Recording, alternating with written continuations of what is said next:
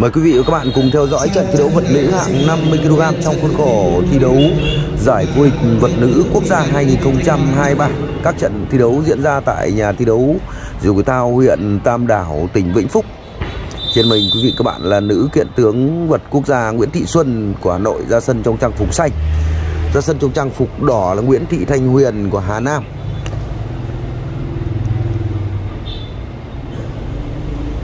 Trận đấu bắt đầu. Điều khiển trận đấu này là trọng tài Ngô Sĩ Thu, trọng tài quốc gia, đang công tác và làm việc tại Sở Thể dục Thể thao tỉnh Bắc Ninh. Đáng chú ý ở hạng 50 kg vật nữ năm nay gồm rất nhiều vận động viên tên tuổi và những thành tích vang dội ở hạng 50 kg này. Đầu tiên phải kể đến là nữ vận động viên mang trang phục xanh của tuyển Hà Nội, Nguyễn Thị Xuân ở trận đấu này. Nguyễn Thị Xuân là một kiện tướng vật nữ quốc gia. Nguyễn Thị Xuân không có đối thủ trong rất nhiều năm qua ở hạng 50 kg của mình. Vận động viên thứ hai phải nói đến là vận động viên Đỗ Ngọc Linh của tuyển vật nữ Bắc Ninh.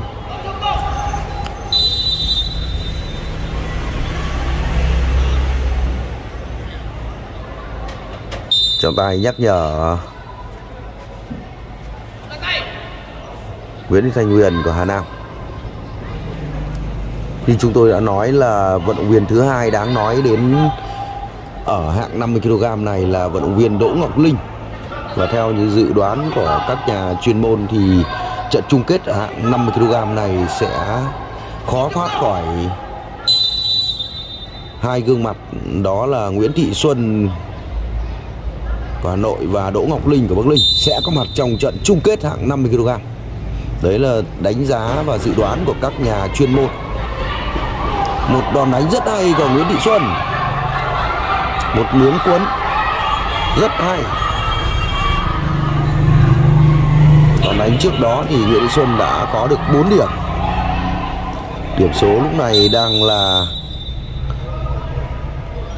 6-0 cho Nguyễn Thị Xuân của Hà Nội. Như vậy là tổ trọng tài bàn đã trao đổi với trọng tài thảm Ngô Sĩ Thu. Trọng tài bàn ở trận đấu này là thầy Ngô Trung Kiên, Đại học Thể dục Thể thao Từ Sơn.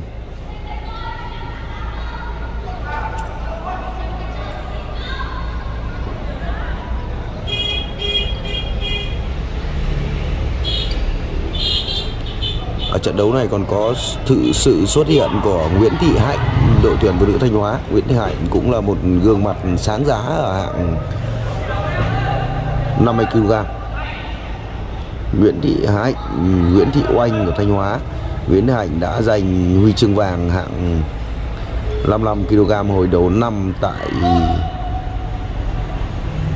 Cúp Phùng Hưng, Sơn Tây, thành phố Hà Nội hồi tháng 2. Đáng chú ý là ở trận chung kết thì Nguyễn Thị Hạnh của Thanh Hóa đã đánh bại kiện tướng vật nữ quốc gia Nguyễn Thị Oanh của Thừa Thiên Huế. Một trận đấu cực kỳ bất ngờ.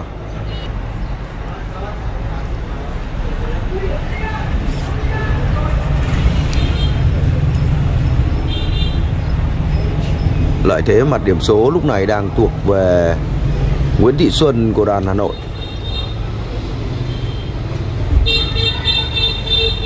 Trong rất nhiều các mùa giải gần đây thì Nguyễn Thị Xuân của chúng ta không có đối thủ.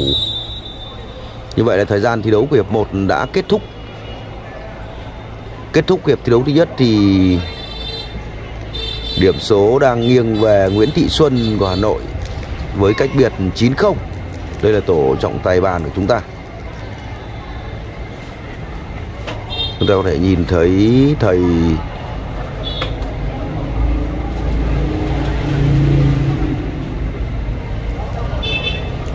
lại một lần nữa thì chúng ta thấy tổ trọng tài của chúng ta có sự hội ý.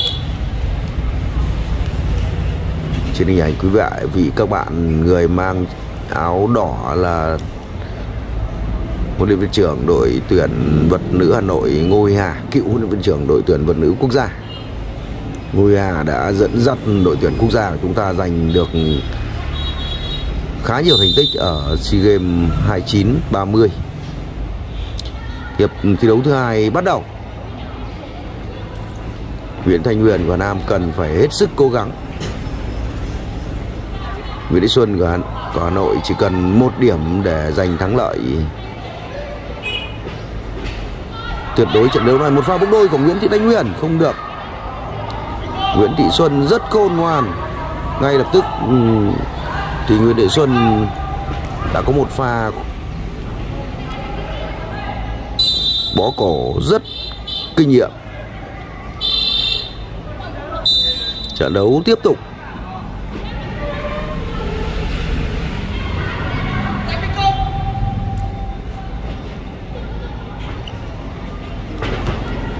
Thi đấu kinh nghiệm, một pha sang sau của Nguyễn Thị Xuân có lẽ là đã trọng tài sẽ cắt còi tình huống này. 11-0. Với cách biệt trên 10 điểm thì Nguyễn Thị Xuân của Hà Nội đã giành thắng lợi về tuyệt đối trước Nguyễn Thị Thanh Huyền của Hà Nam trang phục đỏ. Cảm ơn quý vị và các bạn đã chú ý theo dõi video của chúng tôi. Hẹn gặp lại quý vị và các bạn trong các video tiếp theo.